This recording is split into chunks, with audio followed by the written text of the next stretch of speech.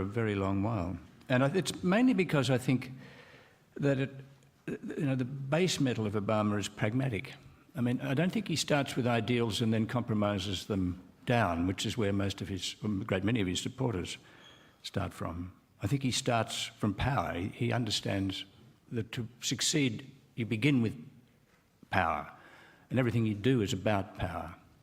And I think you need to do that, particularly in American politics. You know, the left is very disappointed with him, but for what reason, I don't entirely understand. I don't know how he was going to get a public option through on the health bill. He barely got through a Republican option on the health bill. So why would you be carrying on about the public option? I mean, in some ways the answer to the question is we don't know yet. It's a story that's unfolding, as they say on the media, whether he can or he can't. But I don't think he's done too badly. And I think also this, it always seems to me that America is in a, you know, Elias Canetti said that democratic politics, this is roughly paraphrasing, democratic politics is the Civil War continued with, but they've renounced the killing. And in a way that's sort of cutely true in most advanced democracies, but in America it seems palpably true. And they haven't quite renounced the killing. And the Civil War itself continues for an eighth of the population who never got their just desert. And it continues, the Frontier War continues. In a way, Bush was a continuation of the Frontier War. Palin's a continuation of the Frontier War. The Revolutionary War continues in the Tea Parties. The white trash who provided the cannon fodder for the Civil War, still alive and well and galloping through the hills. And in a way, Obama's, as somebody said, his preternatural calm is precisely what the country needs. And I think in a way that's why they voted for him. A lot of people voted for him, that he, not because he was an idealist, he never presented himself in that way, really, but because he offered some alternative to the war in a sort of Hobbesian sense. He was the person who provided the assurance that the war would not break out. Don, that I think, I'm shuffling my notes here because I wanted to read a couple of quotations and get your reactions, the panel's reactions to them from some prominent journalists of late. And this question about who is Obama, is he a pragmatist, idealist, etc., is obviously one that a lot of people are concerned about. Remnick is concerned about it too in his biography. So I want to read you a quotation that I'm going to put under the header, Obama as human Rorschach test, what you see in him, whatever you want to see. And this is from Frank Rich in the New York Times in April. Christopher, perhaps you could react to it. Depending on where you stand or the given day, he is either an over-intellectual professorial wuss or a ruthless Chicago machine pole rivaling the original Boss Daley. He's either a socialist redistributing wealth to the undeserving poor or a tool of the Wall Street Goldman Sachs elite. He is a terrorist-coddling, ACLU-tilting lawyer or the closet Cheneyite upholding the worst excesses of the Bush administration's end run on the Constitution.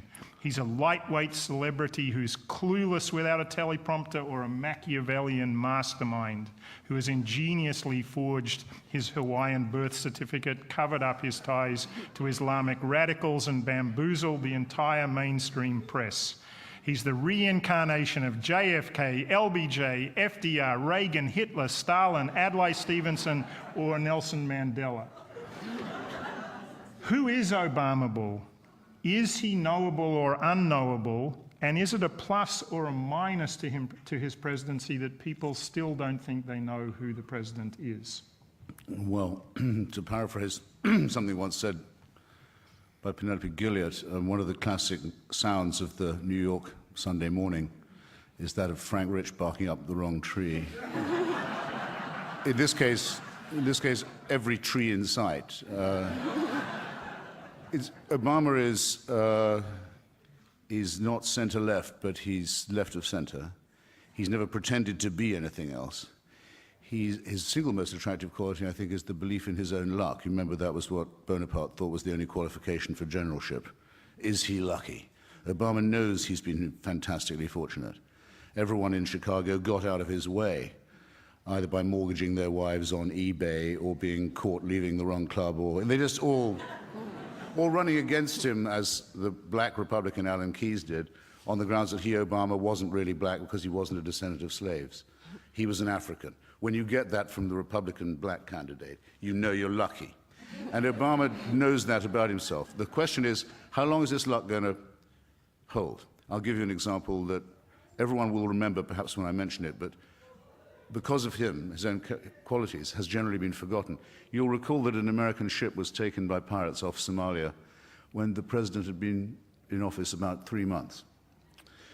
And someone must have gone to him and said, well, Mr. President, we can either have a hostage standoff negotiation with these people, or we can take it to the United Nations and appeal to the government, such as it is of Somalia, and protract the situation in that way, or we can send the Navy SEALs and tell them to do 4 headshots, there were 4 kidnappers, and bring the ship back. And he must have said the third option is obviously the best one, because the Navy SEALs delivered 4 headshots, just 4. It was all over, and the ship and the crew and the passengers were all back in a few days. Now, that must have taken some nerve in the first few weeks, and it could all have gone fantastically wrong, as every other policy towards Somalia always has. Why isn't it famous? Why isn't it better known about him? Because what would Reagan have done if he'd done that? You'd never have heard the end of it. There had been a big speech saying, USA, USA, we're number one. They can run, but they can't hide. And all that nonsense. Obama didn't boast about it for a second. He basically thought, those who need to know have got the message, and I don't need to brag about it. That I thought was very impressive. That's why I believe, and have written ever since he began running for the nomination, that those who vote for him because they're members of MoveOn.org, who've already proved themselves to be stupid, are stupid twice because they're voting for someone who absolutely doesn't represent or stand for anything that they believe. So is this humility as charisma? Don, you're pretty good on these personal... On humility. You have a lot of it going around and you write about it eloquently. So humility as charisma? Christopher's just said that, that there's something fundamentally wrong about the Obama hype, because everything we see about the guy is about discipline, quiet discipline, pragmatism, all the things one might associate with someone with his academic pedigree, but not what you'd associate with this walk-on-water political candidate who can inspire people all around the world. No, I think, the reassuring thing about him, I think, is that he's so calculating, and his instincts are very good about when he ought to when not to overplay something. To give you an example, it was galling to see, I'm sure for lots of people left of centre or even right of centre, to see that he decided that he'd solved the great financial meltdown with the people who were largely responsible for it. This was hard to stomach.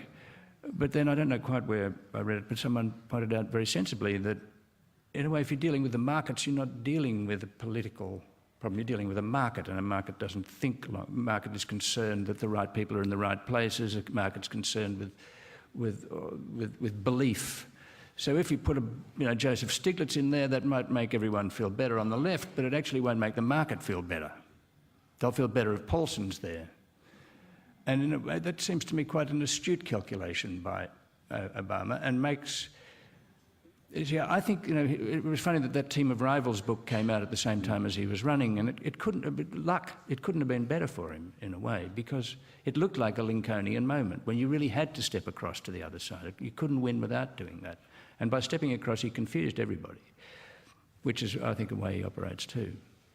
But I think those sorts of calculations are reasons for confidence with him, that he's actually one step ahead of the left who support him all the time. I know Christopher would say that's not hard.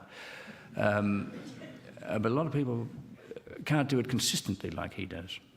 Okay, so I think the marks thus far are going pretty strongly in the president's favour. It's just a different Barack Obama maybe than some stereotypes that have prominence. And could I shift to how it's going in terms of global perceptions of the United States? You've been in Washington for a while now. You're back in Sydney. Let me just read a couple of pretty stunning statistics from opinion polls. We can take them with as many helpings of salt as we want. But Pew Global Survey, 2008. In only three of the 23 countries that Pew surveyed, was half the population confident about George W. Bush, 3 out of 23.